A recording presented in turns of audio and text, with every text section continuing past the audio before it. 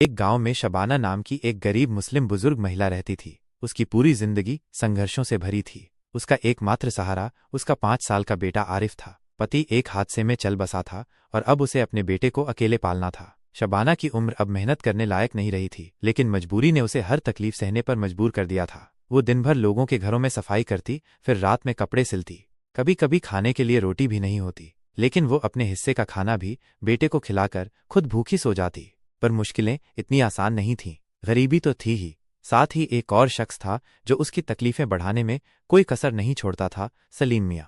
सलीम मियाँ उसी मोहल्ले का दबंग था जो शबाना को हमेशा तंग करता। वो इलाके का सूदखोर भी था और आए दिन गरीबों से ऊंचे ब्याज पर पैसे वसूलता था। शबाना ने उससे कभी उधार नहीं लिया था, लेकिन फिर भी वो उसे परेशान करता। अरे शबाना, सुना है तेरा बेटा मदरसे जा रहा है? सलीम ने तंज कसते हुए कहा। हाँ, अल्लाह का करम है, मौलवी साहब ने मेरी मदद कर दी। सलीम ने हंसते हुए कहा। अरे गरीबों के बच्चे पढ़ लिख कर क्या करेंगे? 2 पैसे कमा और जी, वरना एक दिन भूखे मर जाओगी। शबाना ने कोई जवाब नहीं दिया। वो जानती थी कि गरीबों की आवाज कोई नहीं सुनता, लेकिन सलीम की बातें उसके दिल को चीर गईं। एक दिन जब शबाना काम करके लौटी तो घर का दरवाजा टूटा हुआ था। अंदर देखा तो उसकी छोटी सी संदूकची खुली थी, जिसमें उसने कुछ पैसे और अपने बेटे के लिए रखी किताबें संभाल कर रखी थीं। सब गायब था। उसे समझते देर नहीं लगी कि ये काम सलीम का है, लेकिन करे क्या, कौन सुनेगा उसकी बात।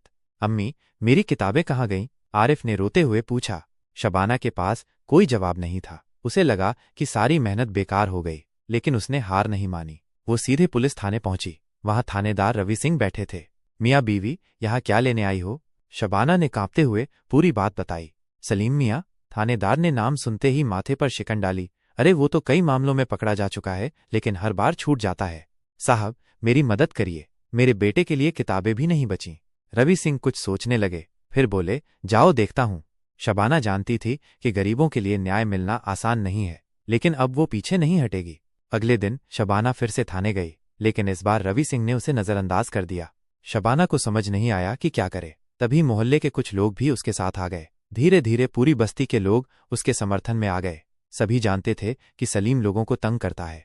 जब भीड़ इकट्ठी हुई तो पुलिस पर दबाव बढ़ा। रवि सिंह को मजबूरन कार्रवाई करनी पड़ी। उसी शाम सलीम को उसके अड्डे से गिरफ्तार कर लिया गया। शबाना को उसका पैसा और किताबें वापस मिल गईं, लेकिन इससे भी बड़ी चीज उसे मिली थी हिम्मत। आज आरिफ बड़ा हो चुका था। उसने मेहनत से पढ़ाई की और सरकारी इंजीनियर बन गया। जब भी कोई उससे पूछता कि वो इस मुकाम तक कैसे पहुंचा, तो वो गर्व से कहता, मेरी माँ की मेहनत और हिम्मत की वजह से। शबाना ने सिर्फ अपने बेटे को नहीं, बल्कि पूरे मोहल्ले को एक सीख दी थी।